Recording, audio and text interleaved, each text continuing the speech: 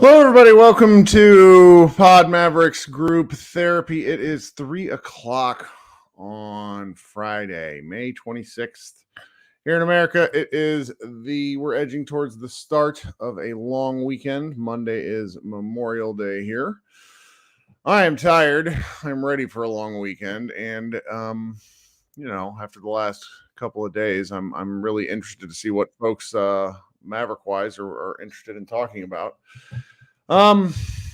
Yesterday I had an article that I wrote, just sort of kind of frustrated is not really the right word, but I wrote about how the Mavericks are one of about, I want to say there's 6 to 8 teams. There might be as many as 12, but most teams share this stuff.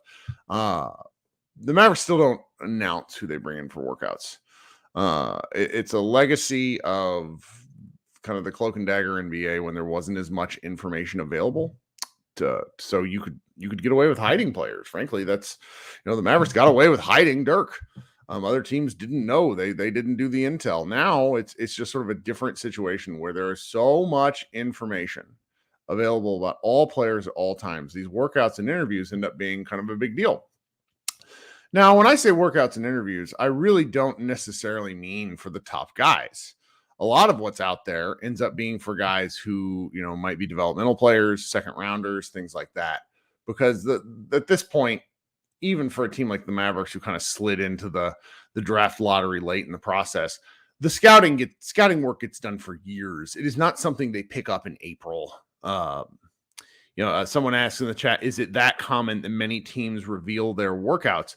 I mean, just a casual look at this, like on the night of the lottery, the Charlotte Hornets interviewed Scoot Henderson as a team. Like, the team media interviewed Scoot Henderson and put him up on their YouTube page.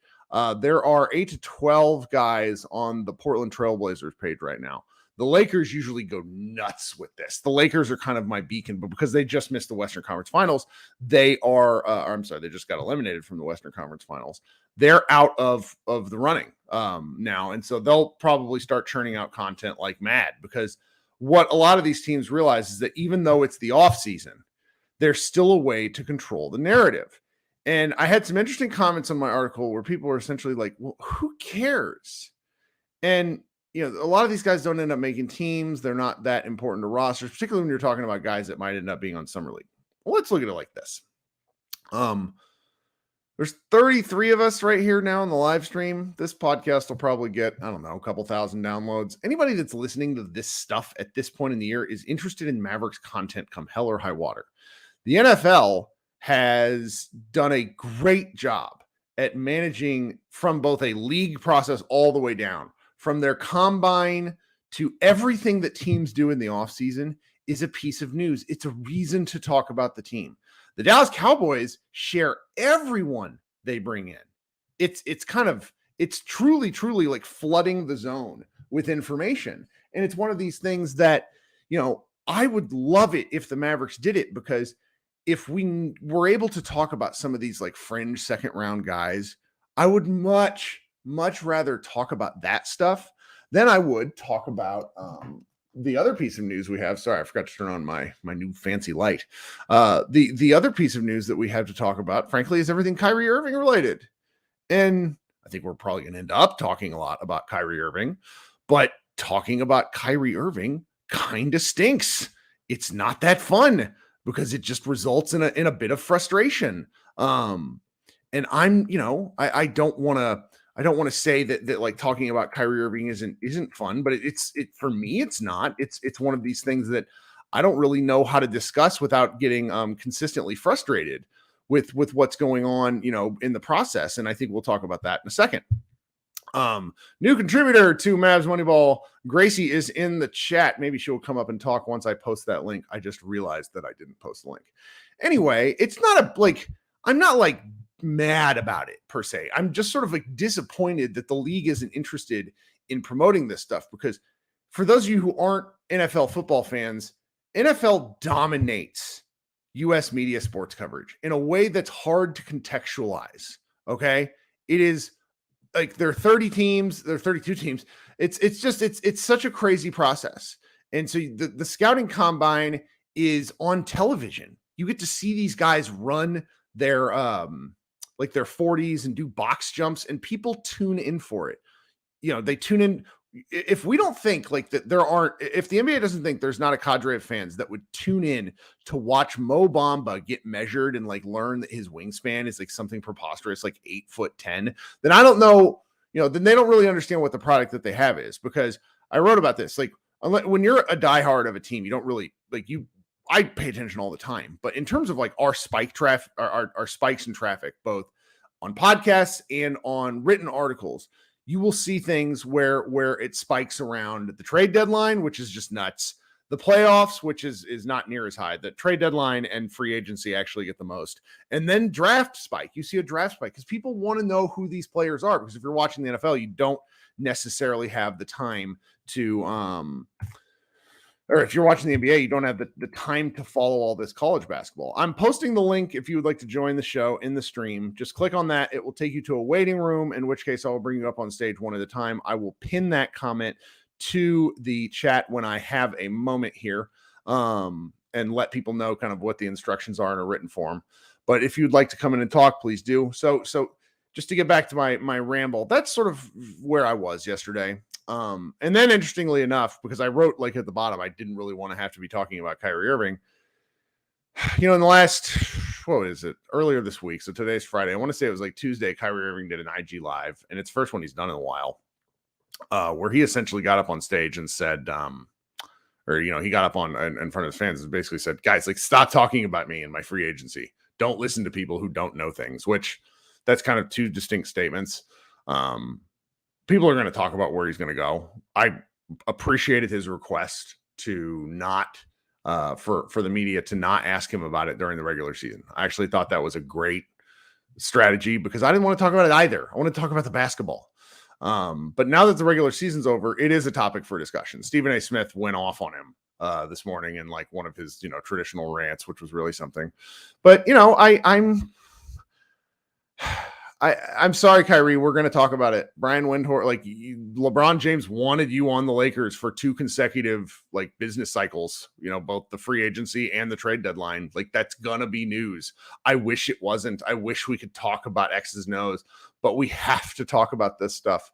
And then, of course, to put a capper on it, Tim Cato wrote an article today for The Athletic where at this point in the process, the Mavericks have no interest in helping facilitate a sign and trade for Kyrie Irving, and that their intentions are to re-sign Kyrie, which is fine.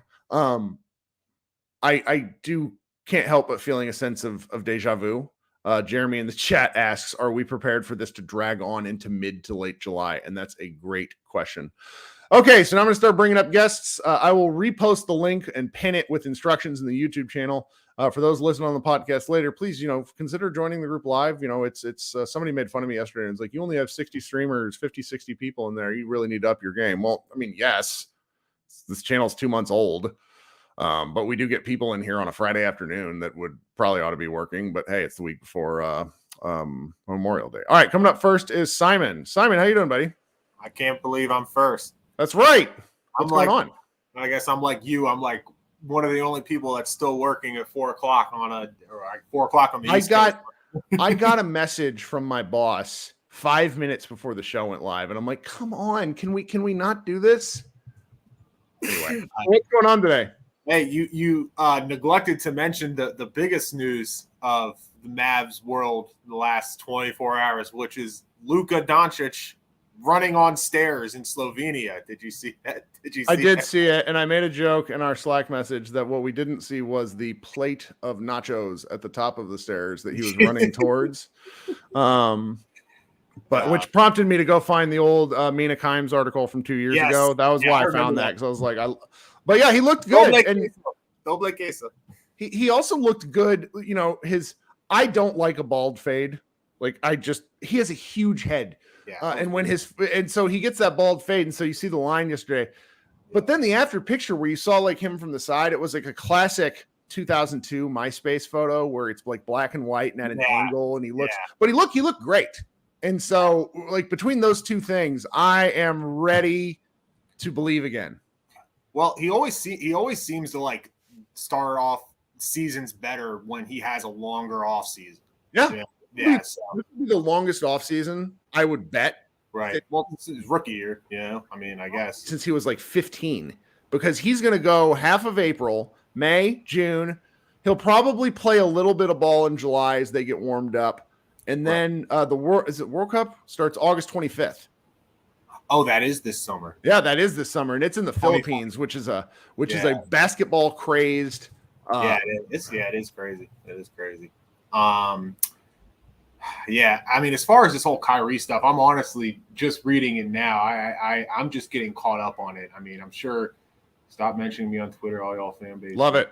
I mean, like, well, what else are we gonna do? There's no game on tonight. I mean, we're just waiting. We're waiting for the finals to start. We got this week lull where we got nothing better to do than speculate. Someone in the chat, I want to say it was. I'm just scrolling up. 17 said something to the effect of by saying that he doesn't want us to talk about him, that's causing us to talk about him. Which is true. And it's like he then goes on to say like he clearly loves the attention.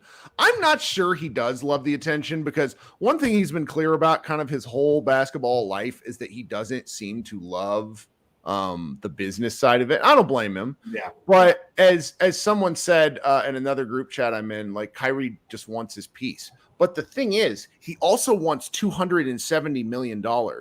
I would take a little chaos for $270 million. Well, just me. He seems to like work against his own interest, because he was upset. He wanted a trade from Brooklyn because they weren't prepared to offer him a max deal.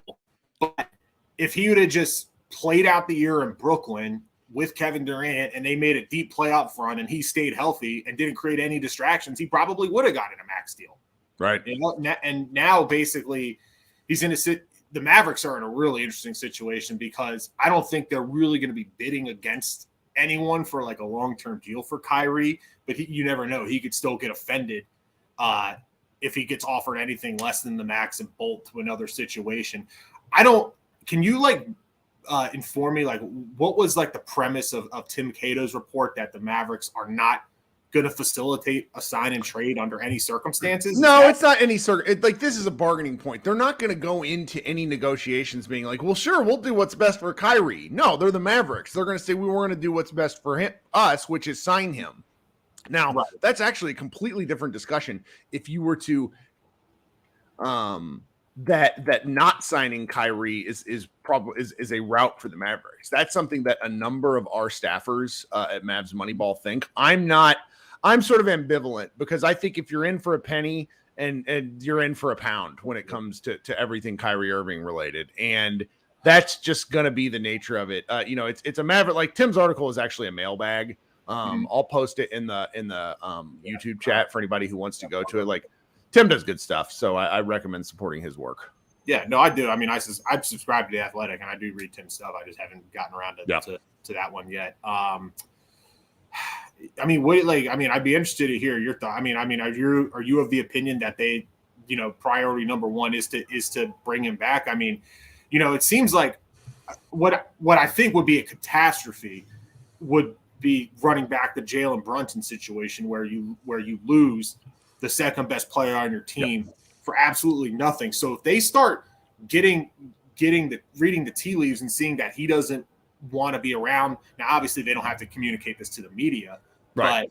But they should start looking at sign and trade scenarios right away. I mean, that would obviously be preferable. I mean, like if sign and trade to, I don't know, Phoenix, for example, brings back DeAndre Ayton. Like, is that a great situation? No, but it's salvaging something and getting some value back from, albeit a distressed asset, but one of the few assets that the Mavericks actually have. Yeah, I honestly think at the end of the day, he ends up a Maverick just because they can pay him the most money. They can pay him they can give him the number of years.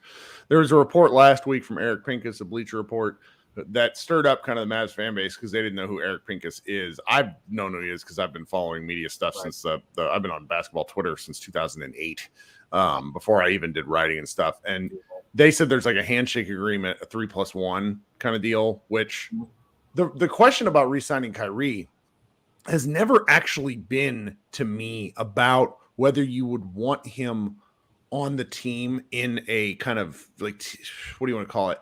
Theoretical sense. It's, do you think you will see Kyrie to the end of that contract? And the statistical answer there is like, of course not. Resounding no. Right. And it's like, if you want Luka to be on the Mavericks and, at past this contract, we're just playing with fire right now with this sort of stuff. Cause it's like, you got to keep Kyrie probably to keep the team competitive. Yeah. But then what if Kyrie does what Kyrie does? And unfortunately, I think if I'm the Mavericks front office, and as critical as I've been of them in the past and probably will be in the future, I think you have to go with the short term. This is what, we need to do what's best short term right now.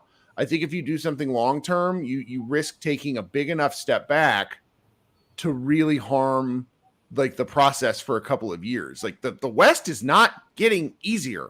Like it's not going to get significantly harder next year, I don't think. But like Oklahoma City is only going to get better, for example. The Lakers might get older. But when I look at that group of teams out West, it's kind of a muddle of teams to where if the Mavericks improve a little bit, maybe they'll be okay. They improved like you said, 5 games. They're 4-5 seed. Right. Kind of like, and I agree with you. I mean, I think basketball wise, I mean, there's really no issues with Kyrie. I mean, I think because of how versatile he is offensively, he can play alongside Luka. I mean, I think you probably know this, have the stat. I don't know if I have it, but like their offensive rating when Kyrie and Luka shared the floor was astronomical. Yep. It's laugh out loud funny. It's great. So I certainly would support bringing him back, but it's like you said, it's a ticking time bomb, and you just never know when that bomb is going to detonate. So, all right, I gotta go. I'm getting the call, but all right, man. Thanks for joining. Appreciate it. For having me on. Appreciate it. All right, so if I could get you guys to take a second and go and hit that like button on the stream. If you have not subscribed to our preposterous channel, please go ahead and do so. Nothing like starting a video channel the moment your team goes to absolute shit. Anyway, coming up next is Mavs Moneyball contributor Brian Zillam. Brian, what's up, buddy? How's it going, Chief? It's okay. I'm pounding some caffeine, and I will pep up a little bit. All right. Yeah, you got probably a long weekend ahead with kids. So get hype, man. I kind of feel like we just need to do like a weekly bit. Like, what's your Kyrie Irving meter at this point? Because we put it off for longer than I thought we would. If I'm being honest with you, like it's May and May 26th. So we have roughly 5 weeks to the start of free agency. I thought this was going to be a thing by like May 1st. So in that regard, I'm actually quite pleased. Yeah, and I do worry a little bit more each day when Windhorst is getting a little louder each day with like when there's playoffs going on, when there's better things to talk about than these stinky Mavericks, and then yet they have time to point out 5 minutes on, hey, the Mavericks stink, and by the way, Irving could probably go to the Lakers, and that just like oof.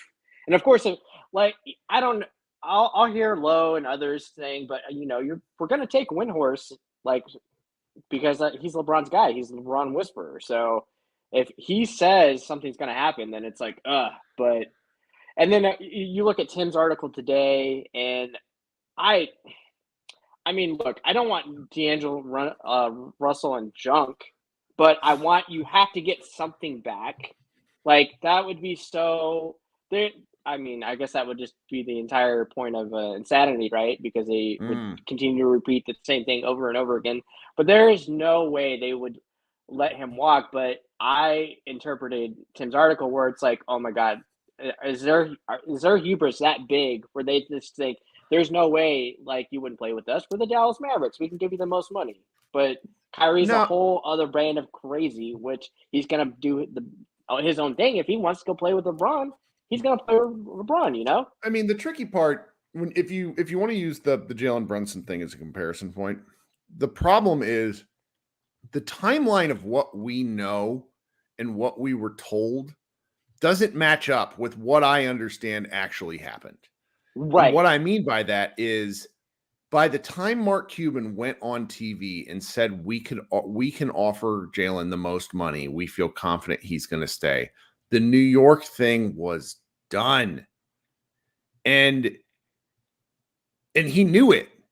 And so it was a marketing thing at that point. I maybe, or it was like an attempt to get him to come back to the table, maybe to bargain some more to his father, Jalen Brunson's father and the agency over there. But it didn't work.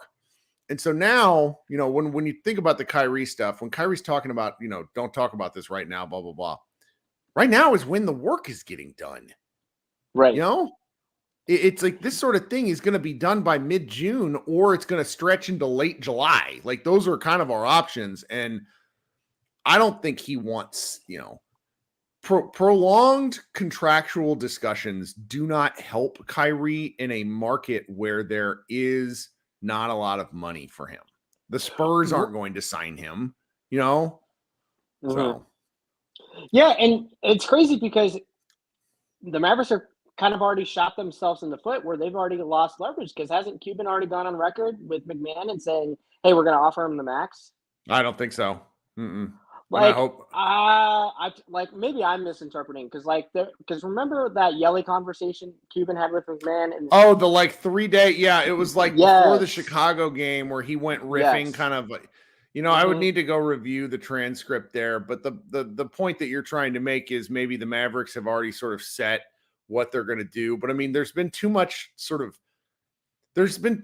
kind of reporting from people like Mark Stein and otherwise that seem to indicate that it's going to be a negotiation. It's not like in 2019 when the Mavericks presented Kristaps Porzingis, the full 5-year max with no health considerations whatsoever, even though Joel Embiid, a far superior player, had the same thing, had a health-laden contract assigned to him. I don't think the Mavericks are doing that sort of stuff again because this is one of their final bullets in their sort of chamber of assets in order to improve the team. And I think they need to go ahead and do their best to re-sign him as much as I am.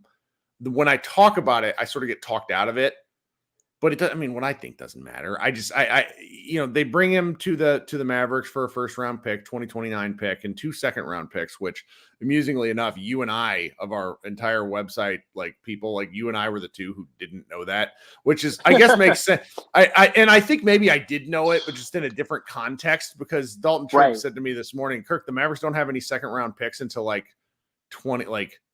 2031 or something. It's nuts. They don't have any second round picks. So I don't know. This is going to be a little bit of a frustrating situation, but it's also going to be broken up by draft stuff. And so when we have, there's been a lot of, granted, we do this every day. This is why I led the show talking about draft. I wish the Mavericks talked about the draft stuff more. Because I would love to be talking about, Derek Lively and some of these other guys just to kind of pie in the sky, even though obviously we have no say, but it's much that's the kind of conjecture that's more fun than this sort of thing, Absolutely. And I think that you actually segued into my last thing, just about the whole draft workout thing. What is that about other than just controlling narrative? I just don't understand the benefit of doing that because like you said, the Cowboys do a fantastic job of giving us every information. If they brought somebody in for a sandwich, they let us know. Yeah. To me, like, we have very good draft people on the staff. We've got people like Logan and others doing work. But for me, like, I like to find people in the second round. Like, I want to know you had like a workout with Kenny Lofton Jr. Like, let me know you're working out with these people. And if you're not drafting them, sign them to the summer league so that way we can have like something to look forward to rather than you scrambling and saying, oh, well, we looked at these were the best players available. No, bullshit, because you obviously don't care about these people that are functional players that you could add to your summer league and maybe develop. Like, let me get excited about that, because the first round is always going to be a crapshoot anyway. But I feel like at least the second round provides some like weird entertainment for me where, hey, maybe there's a chance we can watch this guy grow. Maybe we can talk to this guy for the in G League once the season starts back up.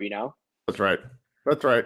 And it seems I misspoke. It's not 2031. I think it's 2030. I'm looking at if you were to just Google the phrase Dallas Mavericks future draft picks, you get taken to a site called Pro Sports Transactions, which has this sort of heinous web.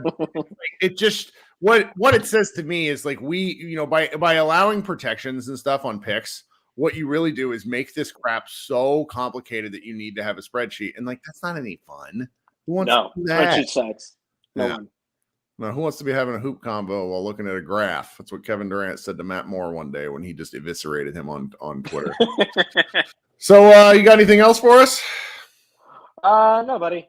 Enjoy your long weekend. I actually found out I actually have Tuesday off, so I promise I will be writing some stuff for the site at some point. I don't care. It's like some of the stuff, like we wrote about we wrote about Luka's haircut. Like we wrote about it. That's how there's a whole article. It's tongue in cheek and meant to be a joke, but it's a whole article about Luka's haircut. That's where we are right now, because I can't get anyone to write draft content because everyone sort of blew their attempt before the draft. But I'm gonna beat everybody up soon. But thanks for hanging out and keeping us going. Later, buddy. All right. Okay, so remember, like the stream, helps me out. Subscribe to the show, also helps me out. Coming up next, we have our Friday correspondent from Europe, Andreas. He's at a different location every time he calls in. What's going on, guy? You're very true about that. Oh, thank you very much. I'm very good. Hope you're doing all right. Yeah, it's getting to be Texas summer here, which all of a sudden goes from being like you're like, oh, it's warm, and then oh no, I can't go outside without sweating, and that it's going to be a long day. That's fine. It's summer means less work obligations, so I'm looking forward to that. Okay, yeah, that's I guess it starts up with what is it, the 22nd, when the draft picks are going to be declared. See here, NBA draft date might be Thursday, June 22nd, where I very stupidly, well, more like I just didn't tell my wife no. I planned a vacation, so I will be out of the country on June 22nd. So Mavs Moneyball coverage might be bad. We'll see. So I'm curious what we're going to do with the 10th pick, obviously. I think great content from you guys recently. I enjoyed that thoroughly. But what I come to think about is one thing, and that is what are we really going to do with Kyrie? I think that's really the theme of the show as well. And obviously the positive aspects and the negative have been highlighted quite well already. What he brings to the court, and also obviously the risks involved in everything. What I entertained, what sort of ideas I entertain is what sort of sign and trade scenarios could we envision, or could we think of would be out there? What would we like to see for Kyrie? For Kyrie, because obviously the basketball thing has never been in question, right? But everything excellent else basketball player. Was still on how many teams has he been? Cleveland, Boston, and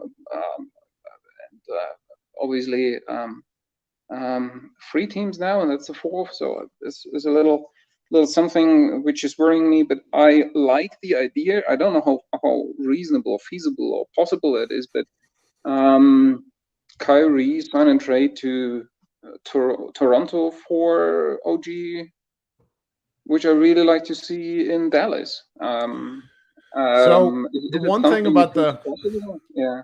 So the one thing about a sign and trade with a guy like Kyrie that we got to remember, and Toronto, and Toronto's not a bad idea because I think Toronto is actually a fairly popular NBA city, despite it being unbelievably cold during certain points of the year. But Kyrie would need to agree to it beforehand. Like he'd need to say, I'm willing to go to this place, which is why Los Angeles is so loud in the process. That's just sort of where it is. I think like off the top of my head, that's why Los Angeles and Phoenix are so in the mix. Now, Phoenix strikes me as unlikely because with the next CBA, which takes effect I want to say takes effect in the 2024 league year, which starts in the summer of 2024, things are going to get really difficult. So if you're paying Kyrie a ton of money, Kevin Durant a ton of money, and Devin Booker a ton of money, it limits your flexibility. The same thing with the Lakers. CBA Mavs, I'm looking for what he put together. I was teasing him about this because, of course, he put together it on Twitter. And I was like, stop writing things for Twitter and tell me about it on the website. But he did a trade, a sign and trade that would work without D'Lo from the Lakers. And it's Beasley plus Bamba plus Vanderbilt on their current contracts. And I think a couple of those guys would have to opt in, with Rui Hachimura signed and traded to the Mavericks as well. Add in the Lakers' 17th pick, and that would be the trade. Now, wow, I don't think that's a realistic one because I meant to talk about this with Brian. I don't think the Lakers would like LeBron might want him, but the Lakers need to tell LeBron no, because if he just would have left their team together after the 2020 title, they might have won again.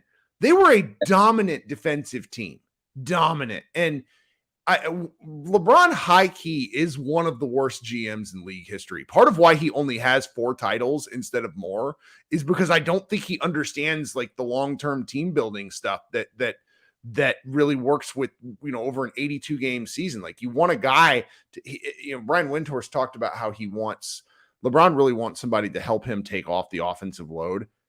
I don't know how you can do that while playing with LeBron. It's like Luka one day saying, "Oh, I want somebody else to help take the load from me," while Luka wants the ball a lot. Like those things don't work. They don't mesh. So that's where I am. I think, it's good points you pointed out there. Maybe to stay at the Lakers before we shift briefly back to why I love the Toronto idea. Tell me, go ahead. Let's just talk about it for fun because I think it's fun. Even if Kyrie would be at the Lakers, I don't think they would have beaten a team like the Nuggets this year. No way. Because let's face it, as good of a basketball player Kyrie is, I would take D'Angelo over Kyrie when it comes to the defense. And in terms of buying into a defensive scheme, this is where my mind is at. I might be proven wrong with statistics or whatever, right? This is where my mind is, at least. Or we see what a guy like Vanderbilt does to a team. Really, I think this is one of the guys who ever favored Luka on as a defensive player, right? And we talk about great defensive players such as Lou Dort and OG, who he has played against his career so far. So there it goes. But that's an interesting point you pointed out there with what it would mean in terms of a sign and trade. But maybe shifting back to the Raptors briefly, I think what has been highlighted before, which can't be stated enough, is the fact that it's not healthy for a guy like Kyrie to have this media buzz around him, which is why I think he fits well at Dallas still. And I don't think there's too much of a media buzz at Toronto either. I might be wrong, but I don't think it's not like Los Angeles or New York, though. That's kind of the point you're driving at, where it's dozens on dozens of reporters at every game. Exactly. That's exactly it. And I think that would be healthy for him simply. And looking at all the guys who are currently at the team, just from a basketball standpoint, Pascal Siakam, we have all those great forward guys. We have how do you pronounce his name? Tadeusz Young. I might butcher his name right here. He's a little bit of an older guy playing the 4 as well. I think he does play the 5 as well.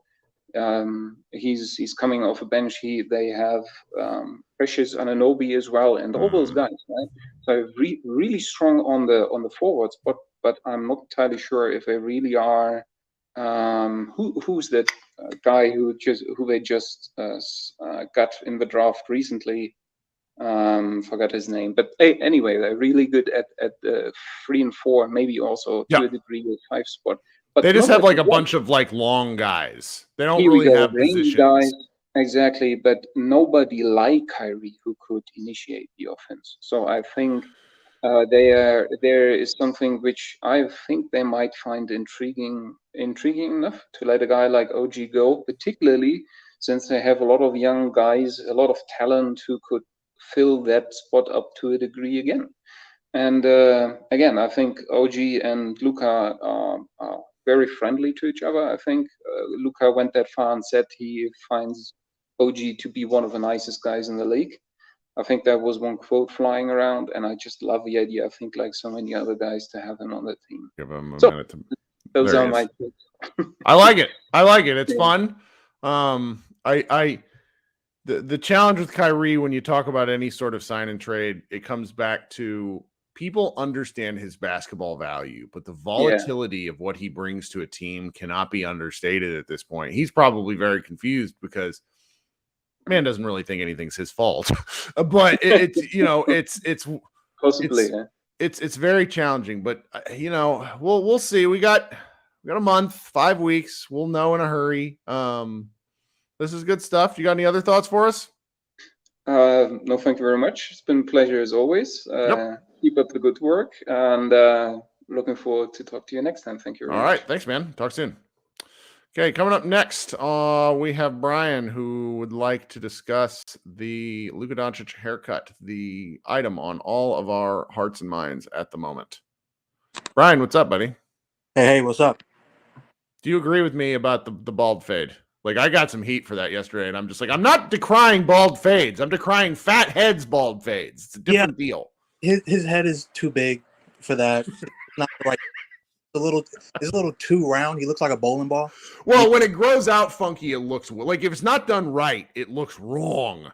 I think is the way, because yesterday's haircut looked great, but we've seen him come in sometimes where it's like, is he wearing a helmet? Yeah, it looks like a like if you chop from this part down of Magneto's helmet off, that's what it looks like. And there's been times where it's like, oh no, how did that happen? But yesterday's looked clean. Luka, someone did well, but the mid-cut picture, I was like, please let this be me. Please, who did that to him? That's just a crime. 17 in the chat says Luka should just accept his fate and go bald. Whereas I want him to do the Mr. Burns, where there's no hair here, but hair here, and he's just giving people the business while looking like a 45-year-old man.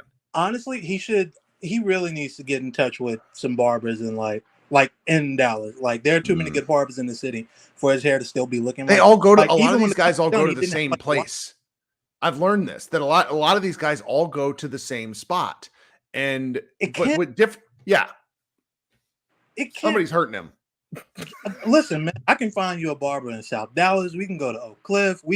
I can find you a good barber in Cedar Hill, man. You don't have to go out looking like that. You're a millionaire. That's right. It was very traumatic. No, it's something hilarious to talk about. Now, the one thing that I did see, I doubt this person will listen to the show.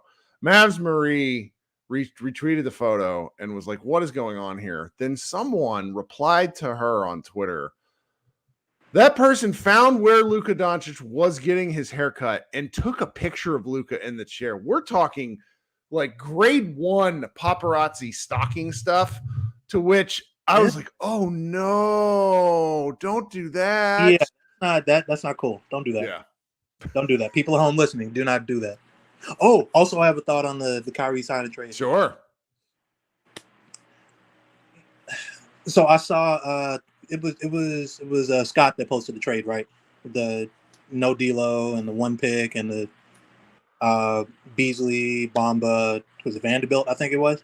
Mm-hmm. For Kyrie, something like that. Honestly, I like that deal, but I would take on D'Lo if it meant I also got that 2029 Lakers pick unprotected. Oh yeah, because we need a damn 2029 pick. Yeah, not even like we need. Well, I think we keep that one. I think that's the one that we keep because they are on a horrible trajectory for where they're going to be at the time that pick gets made. So I would like to have that in my treasure chest, and I wouldn't be keen on trading that to anyone. But like you take the 17th pick, you take our 2027 unprotected pick. Maybe you package 10. Honestly, I just draft with 10. I think there's going to be a really good player there, or you can trade back with 10 and use that. But we've discussed that to death already. But with the 2027 pick, the 2029 pick, if you have to use it, and Tim's salary, Josh, whatever other salary you need to make up a deal, you could go get like an actual player if you want to, or you could fill out an actual basketball team, which is what that's weird. Really, you can do that. The league lets you have a whole basketball team of good players. Look, man, I had to get on a call with Adam Silver myself, and you are allowed to build a basketball team in Dallas. I don't know if Mark Cuban knows it, but you're literally allowed. It's in the team governance manual. You're allowed to build the team. Love it. So we're learning from the chat that the person who stalked Luka is named Alex, and he's on his honeymoon. So Alex, we have questions. I don't really want you to answer them, but we have questions about their honeymoon, my man. Alex, focus on the person in life, brother. That's right. Unless you're on your honeymoon with Luka. Your lady or your guy, whoever it is, focus on the person in your life, my man. This is great. It's great stuff. Well, someone says the paparazzi don't exist in Slovenia, I reckon. People follow Luka around there too. It's just kind of different. Maybe if you're not looking, they're protective of that man. Everybody's paparazzi. Yes, they're protective of that man. So I wanted to show something. So I went and found this because I love these photoshops. They're my favorite thing. Just this the most ridiculous stuff that we do on the internet. And someone had this go, and Luka can't actually do this, but if Luka was able to grow his hair out like this, like where he looks like an SEC frat boy from the mid 2000s, like long-haired Luka would truly be a powerful force. Honestly, the haircut inspired a discussion with some of my friends where we were talking about like athlete hair, and I was talking about, man, like the run that Dirk had from Dirk's hair was ridiculous. That brother had the lettuce, man. And then I hate that he cut it. I think it was after the 07 series? Was it after the war? Yeah. So after the Warriors series, he cut it. But man, he had a 5-year run of just like incredible hair. And yeah. Well, and then there's just to go back to I'm going to share this again because it's worth sharing. Like this, like Pete Maravich looked like this, Pete, like I'm sorry, they're like Brad. What's his name? Does the radio stuff with the Mavs now. Along with what I want to say, Brad Lowhouse. That's not it. That's not it. Brad is white. Brad. No, Brad. What's his name? Jeez. Oh, this is killing me. I feel like a terrible fan. Brad Davis. There we go. Just a. There we go. Brad Davis. Brad Davis, average player to ever matter. Like, look at this man. He is just a beautiful man. Like horrendous hair and mustache. He's my favorite. Yeah, I think the mustache might be worse than the hair. It's just a sight. And like, this is what I need from Luka. This is just me. It's me. Yeah, I can't believe I forgot Brad Davis's name. I feel really bad. Bald fade that has that insinuates things that I'd rather not bring up on this podcast. Well, and Luka's losing his hair too, I think, and like that's real. He's gonna have like the Manu probably, and like right. I think he's still got some time with it. That's why you should get. He's 24. This will be a thing when he's like 31, and it's when he's like 29, 30. Yeah.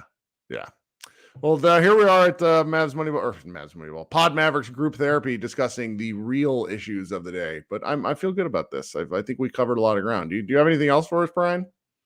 Cover the trade, cover the hair. Kyrie should just stop telling people to not cover him because, like you said, that already is going to make people cover him. So yeah, that's the funny thing that he keeps doing. That I don't know if he's ever going to learn that lesson. So that is what it is. But listen. The only thing you need to remember from me from this podcast to all the Mavericks fans who are listening: don't let people tell you that we're not still in the driver's seat to re-sign him. Don't let them tell you that the Lakers are controlling the narrative and controlling what potentially could happen with Kyrie. We have his money, and the one thing we've seen him be consistent about is when the money is on the line, he's going to act right. So I mean, I think that's the case too. I mean, you don't want to I don't. Money discussions are always a little complicated because you don't want to. I don't ever want to say something I shouldn't. But the fact is, he's lost a lot of his endorsement stuff. I saw something yesterday that Adidas was maybe flirting with him, to which was just that is so fun. A multitude of reasons that I like Adidas when I was all day I dream about, and then what could the S stand for Kyrie, and I got some incredible answers. Yeah, I think I applied to it, but I saw some funnier ones about it. I was just so it's I hope he makes his money because it matters. These are his peak earning years, and so but at the same time it's also like we'll see. All right, well, thanks for joining us, Brian. Of course, bro. Thanks for having me again.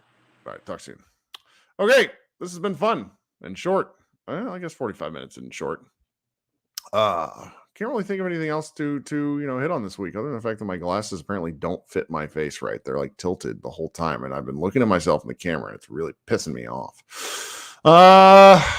Everybody have a good time this weekend. I'm gonna watch some TV. I'm gonna go to the pool. I'm gonna go to Hawaiian Falls out here in Garland and get my ass kicked by water slides. That's gonna be fun. Everybody be good, be safe, and thanks for hanging out. Remember to subscribe, leave comments, do all that good stuff. I really appreciate your time. Everyone have a great weekend, and go Mavs.